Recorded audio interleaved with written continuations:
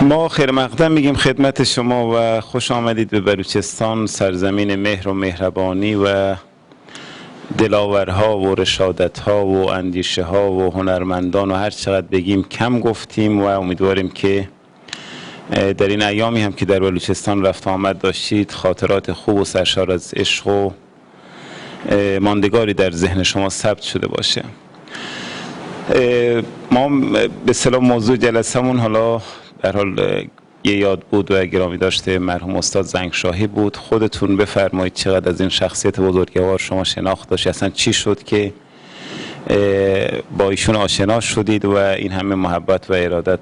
ندیم وقتی به من گفت خانم اسکندری میاد و توی این برنامه شرکت میکنه من خیلی خوشحال شدم و خودم بعد نشستم فکر کردم، گفتم این به هر حال جایگاه استاد زنگشاهی جایگاه ارزشمندی بوده که یکی از بازیگران بزرگ ما میاد و اینقدر ارزش و احترام قائله و حالا به هر حال نمیخوام به خیلی از مسائل ورود بکنیم. خودتون بگید که چی شد که تو این مسیر اومدید و چقدر از استاد شناخت داشتید و ما میشنویم صحبت‌های شیرین شما را. اول سلام عرض میکنم خدمت همه. پوزش دوباره به خاطر نبودن ماشین و دیر رسیدنم. فکر میکنم شخصیت استاد همونجور که جناب آقای ملازهی و آقای دکتر توضیح دادن بر همه واضح و مشخص و مبرهنه. من فقط چیزی که به یادگار برام مونده و هیچ وقت از خاطرم نمیره روحیه واقعا متواضع استاد در کنار هنر بی همتاشون و کم نظیرشون هست و به حال اتفاقی باعث شد که من از نزدیک آشنا بشم با استاد و خانواده، با ندیم و سهیل و همسر استاد و این آشنایی برای من خیلی فرخنده بود واقعا.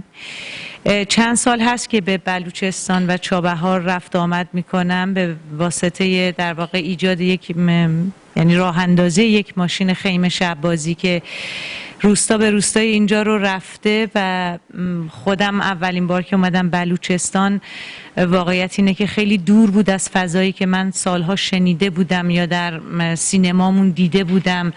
یک تصویر دیگری داشتم از مردم بلوچستان، اما وقتی اومدم اینجا بر حسب یک اتفاق که یک جشنواره مد و لباس بود به دعوت منطقه آزاد با یک جغرافیای عجیب مواجه شدم و یک مردم عجیبتر که بسیار رفتار خیره کننده‌ای داشتن و جادوی بلوچستان من رو گرفتار خودش کرد به هر حال و باعث شد که تصمیم بگیرم که یه بخشی از فعالیت‌های فرهنگیم رو سعی کنم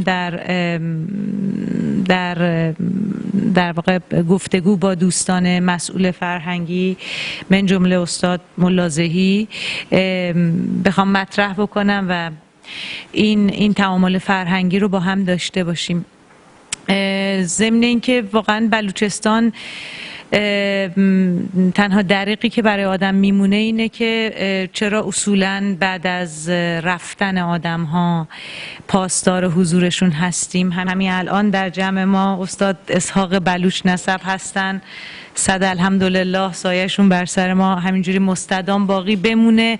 چه خوبه که در بودنها در واقع پاسدار باشیم، نه اینکه اصولاً به لحاظ فرهنگی عادت داریم که یه خورده دیر یاد هنرمندامون میافتیم. نه در بلوچستان که در کل ایران این ماجرا هست و جا داره یاد کنم از یعنی دو کوچ عظیم امسال اتفاق افتاد برای بلوچستان.